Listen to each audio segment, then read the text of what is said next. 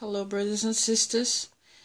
The video for today is about the two witnesses and to explain what is their purpose. Okay.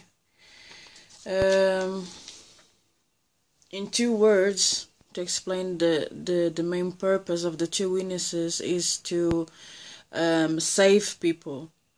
Even though a lot of people think that they're gonna be killing mass of people and destroying a lot of stuff, and they have a wrong idea of what exactly they are sent to do or asked to do or called to do. Okay, the main purpose is to save people. Okay, and prophesy again. Okay, they have to prophesy again because a lot of things in regards to the true gospel have been lost. Okay, so they have to prophesy again because since the prophets left, a lot of things have been changed in terms of the gospel. A lot of things have been taken out and added in the Bible. Okay, so they have to pretty much do it in the right way and show people the way how it's supposed to be, have been ever since. Okay, how it should have carried on being. But unfortunately, due to evil people, okay, things have been greatly modified, unfortunately, and because of that, many have been misled, okay, greatly. So what they have to prophesy, okay, I'm gonna read the scriptures. It's the two witnesses starts not only from 11, actually starts from Revelation 10. Okay, so but I'm gonna read Revelation 10 and 10:9. So I went to the angel and asked him to give me the little scroll. Okay, he said to me, "Take it and eat it. It'll turn your stomach sour, but in your mouth it will be sweet as honey." I took the little scroll from the angel's hand and ate it. It tasted sweet as honey in my mouth, but I had eaten it. My stomach turned sour. Then I was told, "You must prophesy again about many peoples, okay, nations, languages, and kings." Okay, so this is again to prove that we are not to pass this message for only which people dominated by Christians. Okay, we are not meant to pass message only for Christians. We have to speak and pass the message in general. This message is supposed to be general, okay, for everybody in the world.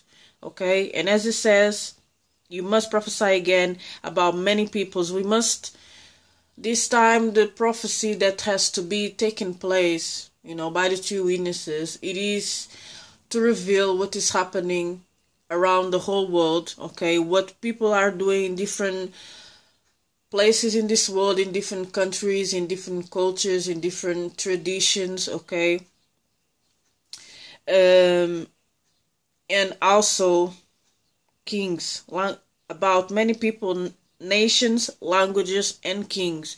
Now, back in the days, anyone who was leading was king. Okay, was kings that were leading in that time. So nowadays we still have some kings and queens, but we are more into politicians now. So like presidents, but these kings also is anyone who leads. That includes religious leaders as well. So the two witnesses must speak and prophesy in regards to the world leaders and regards to religious leaders as well. Okay, to explain people what is going on in this world, to make them aware of everything, to bring light for people. Okay, because they are the light. They are the two candlesticks. Okay, they hold the light and the knowledge of the truth. Okay, the true gospel. And it's not an easy task for them to do, because they understand the importance of it, okay? And this is why they're going to be clothed in sackcloth, which is sackcloth. It's a symbol of mourning, okay? And usually mourning, it's because we understand the great impact of something that really is painful. I mean, they are meant to save people, and they know that if people don't accept this gospel, okay, their salvation gonna be in risk, okay, which means death will be upon them, okay. The second death will be imminent, okay. They won't be able to escape it, because they are rejecting the gospel, the divine gospel that is coming from the Lord, okay, that they have to bring. That's why they're gonna be clothed in sackcloth, because they're gonna have a lot of pain in their hearts, when we are awake and we see people behaving in a way that you understand that it's only gonna be bad for their own selves, but they can't understand that, and we don't know how to explain it. I mean, if you are the sort of person that at times you try to pass this message, or you're trying to preach for the people, and you see that how much they reject it, you already feel pain for it, you feel sorry for them, you feel you don't know what to do to make them to understand the importance of it and how much they're gonna regret, for rejecting the truth. But we can only try our best to pass the message and the gospel, and to preach, as much as we can, okay, in the best of our knowledges and abilities, okay. So again it says, if anyone tries to harm them, fire comes from their mouths and devours their enemies. This is how anyone who wants to harm them must die. Again, I see a lot of people misunderstanding this scripture, this verse, okay, verse 5, okay, 11:5 from Revelation. It's Revelation 11 and verse 5, okay. It says, if anyone tries to harm them, okay, fire comes out from their mouths and devours their enemies. This is how anyone who wants to harm them must die. Now understand, if anyone tries to harm them, okay, if anyone wants to harm them, must die, okay. If nobody is trying to do anything bad to them, they're not gonna do bad things back to them, to the people, okay. This is pretty much self-defense. It's not like they're gonna be around killing people anyhow or something, because they are coming. Their main purpose is to save people, okay. It is to save people, more so children of God, empowering them, guiding them, giving them the right knowledge, the right understanding about God, okay. That's what they are meant to do, okay. Protecting children of God, okay. And this is now again why it is important, and they're gonna have to. Now I go for verse 10, and it says, the inhabitants of the earth will be, no, this is not this, okay, yeah, it's 6, sorry, verse 6.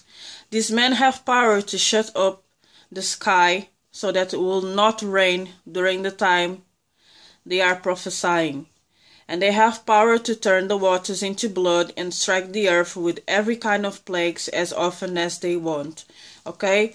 Again, if we remember how Moses and the prophets